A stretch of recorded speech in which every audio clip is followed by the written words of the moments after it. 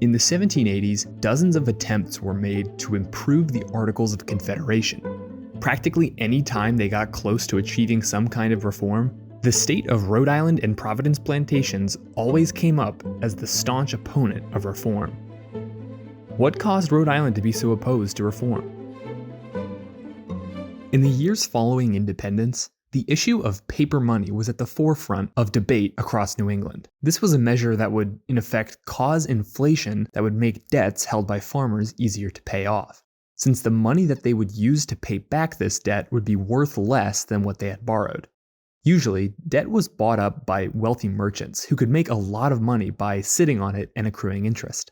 Paper money was bad for them because the debt that they were collecting interest on was now depreciated in value. Some states, along with the Confederation Congress, had issued paper money as a wartime measure, but during peacetime, the upper classes opposed any further printing. The merchant class also tended to be politically savvy, so they could exert their authority over the less organized but maybe more numerous agrarians. In the 1780s, this arrangement was challenged across New England as indebted voters found their footing. The one that gets all the attention is, of course, Shays' Rebellion, but all of the New England states experienced some kind of turmoil. In Massachusetts and New Hampshire, the unrest was put down by force, and in Connecticut, the factions came to a peaceful agreement where moderate reforms were made.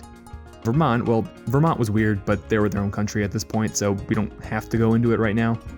But in Rhode Island, the political status quo was completely overturned during the elections of 1786. The ruling Merchant Party had defeated calls for debt relief and paper money time after time. The Country Party, representing the interests of indebted Rhode Islanders, whipped up outrage against the establishment and won in a landslide. The farmers now held the reins of government. In other words, Rhode Islanders were able to avoid the political violence of Shays' Rebellion through their democratic institutions. These days, well-adjusted people outside of the internet know that democracy is actually a good thing, but to elites in the 1780s, democracy was a dirty word, akin to mob rule. The other states used it as an insult to Rhode Island, especially after the Country Party's victory. Hostility from the rest of the states caused Rhode Island to withdraw into itself, and the state became fairly isolationist. They rarely sent delegates to the Confederation Congress unless they were voting against some piece of reform legislation. And they pushed no policies that made trading easier for their merchant classes, who were the ones that were interacting with their neighbors. In fact, the most radical wing of the Country Party proposed making the shipping industry state-run. Nothing came of the proposal, but having a conversation about nationalizing industries decades before Karl Marx was even born might give you an idea of just how radical the state was viewed by their neighbors. At the expense of the merchant class, the Country Party was making good on its promises to their constituents in rural Rhode Island. They had fully committed to paper money, inflating their currency until 15 paper dollars were worth one internationally recognized dollar made of gold or silver. The Assembly passed legislation forcing debt owners to accept the depreciated bills at face value when debtors repaid what they owed. This made farmers' debts 15 times easier to pay off than they had been before inflation. The Country Party ended their farmers' debt crisis, thus no Shays' Rebellion or other unrest. When the other states called a convention to revise the Articles of Confederation, the response from Rhode Island was a firm not interested. They had sorted out their own finances. Why would they give that power away to the federal government? The legislature voted down 2 attempts by the Merchant Party to send a delegation to Philadelphia, and Rhode Island became the only state to forgo attending the Constitutional Convention. Merchants from Providence met to draft a letter to the convention apologizing for their state's behavior. They pledged that if their revisions included federal powers to regulate commerce and taxation, that the merchants and tradesmen of Providence would support it.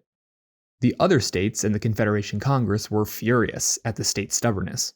Some went as far to suggest partitioning the state or kicking it out of the Union entirely. In September, the governor called a special legislative session to finally discuss sending delegates to the convention. But again, the Assembly held its ground and refused to call an election. Not that it would have mattered at that point, because just a few days later, the Constitution was signed and the convention adjourned. In a turn of events that shocked exactly nobody, the Constitution was not well received by Rhode Island. The federal government would be able to stop the state from printing paper money, and there were no protections for freedom of religion. Escaping religious persecution was an important part of Rhode Island's identity, and it rubbed them the wrong way that it was left out. The state decided that they would let every single voter in Rhode Island decide on the Constitution. Instead of a convention, they would hold a statewide referendum. The Merchant Party was furious, and the cities of Providence and Newport announced that they would be boycotting the vote. The referendum was held on March 24, 1788. The voters of Rhode Island voted to reject the Constitution by a vote of 2,714 to 238. Rhode Island became the first state to reject the Constitution. If the Constitution succeeded in gaining the 9 states necessary to go into effect, Rhode Island would go its own way as an independent nation. The first 3 months of 1788 were over, and the debates in New England had been a mixed bag. Connecticut had ratified, Massachusetts had ratified conditionally, New Hampshire had adjourned without making up its mind, and Rhode Island had outright rejected the Constitution. Were the Federalists losing steam? The next phase of the debates was south of the Mason-Dixon line. The next few conventions would make or break the Constitution. Maryland was up next.